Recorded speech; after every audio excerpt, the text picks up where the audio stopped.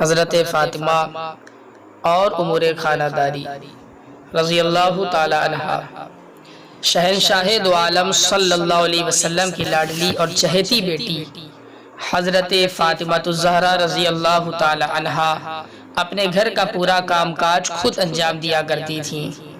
جھاڑو اپنے ہاتھ سے دیتی تھیں، چکی اپنے ہاتھ سے پیستی تھیں جس سے ہاتھ میں گٹے پڑ گئے تھے، مشکیزہ میں پانی بھر کر لاتی تھیں جس سے کندھے چھل گئے تھے۔ اللہ اکبر۔ آگ کے پاس بیٹھ کر گرمی کی شدت کے باوجود کھانا خود پکاتی۔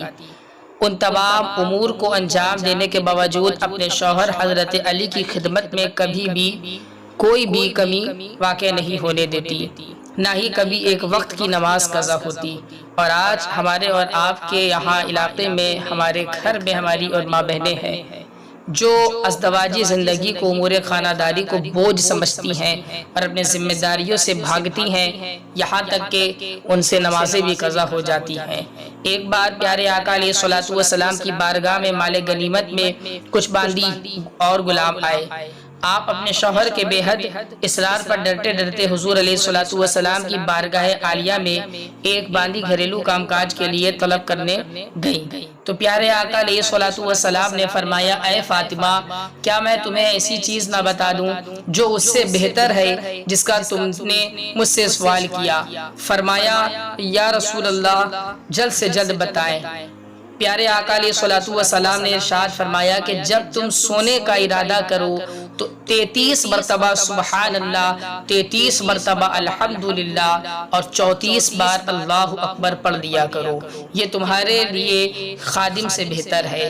یعنی تم جو خادم اور خادمائیں جو تم چاہ رہی ہو وہ اصل میں اسی وجہ سے چاہ رہی ہو کہ تم اور تمہارے زندگی میں جو معاملات زندگی ہے اس میں تھوڑا بوجھ ہلکا ہو جائے اور کام بآسانی ہو جائے، تھکاوٹ کل ملا کے تمہاری دور ہو جائے۔ لیکن تم اگر اس تسبیح کا ورد کرو گے تمہیں تھکاوٹ نہیں ہوگی۔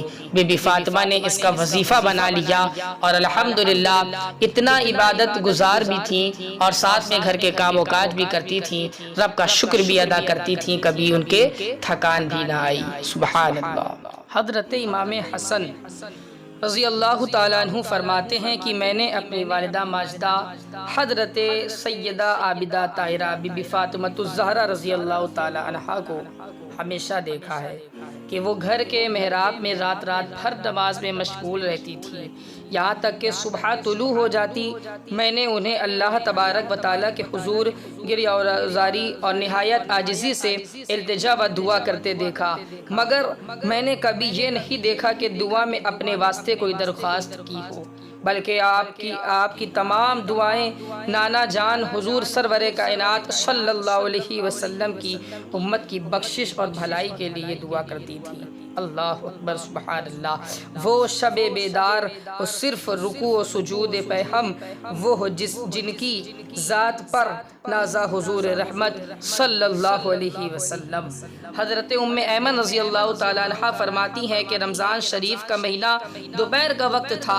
یہ انعام دیکھیں رب تبارک و تعالیٰ کی طرف سے۔ جو لوگ کہتے ہیں نا کہ عبادت کا وقت نہیں ہے، گھر کا اتنا کام کاج رہتا ہے، خاص کر کے عورتیں حضرات، تو دیکھیں ام ایمن فرماتی ہیں کہ رمضان کا شریف کا مہینہ تھا، دوپہر کا وقت تھا اور نہایت شدت کی گرمی پڑ رہی تھی۔ میں حضرت فاطمہ کے مکان پر حاضر ہوئی، دروازہ بند تھا، چکی چلنے کی آواز جا رہی تھی۔ میں نے جو ہے روشن دان جو ہوتا ہے نا اس سے جھانک کر دیکھا کہ سیدہ تو چکی کے پاس زمین پر سو رہی ہیں اور چکی خود بخود چل رہی ہے۔ میں یہ واقعہ کو دیکھ کر حیران ہو گئی اور اسی وقت حضور اکرم صلی اللہ علیہ وسلم کی خدمت میں حاضر ہو کر یہ ماجرا بیان کیا۔ آپ نے فرمایا، اس شدت کی گرمی میں فاطمہ روزے سے ہے۔ اللہ اکبر۔ پروردگار عالم نے فاطمہ پر نیند غالب کر دی تاکہ اس کو گرمی کی شدت اور تشنگی محسوس نہ ہو۔ اور فرشتوں کو حکم دے دیا کہ یہ فاطمہ کے کام سر انجام دے۔ وہ خاتون جناح، معصومیں، حوریں بادیاں جن کی ملک جنت سے آ کر پیستے تھے چکیاں جن کی۔ اللہ اکبر، یہ انعام ہے۔ اللہ فرماتا ہے نا والذین یبیتون لربہم سجدا وقیاما، اور وہ جو رات گزار دیتے ہیں اپنے رب کے لیے سجدے اور قیام میں۔ ایک جگہ رب فرماتا ہے الذین یذکرون اللہ قیاما وقعودا وعلی جنوبہم، وہ جو یاد کرتے ہیں اللہ کو کھڑے اور بیٹھے اور کروٹ پر لیٹے۔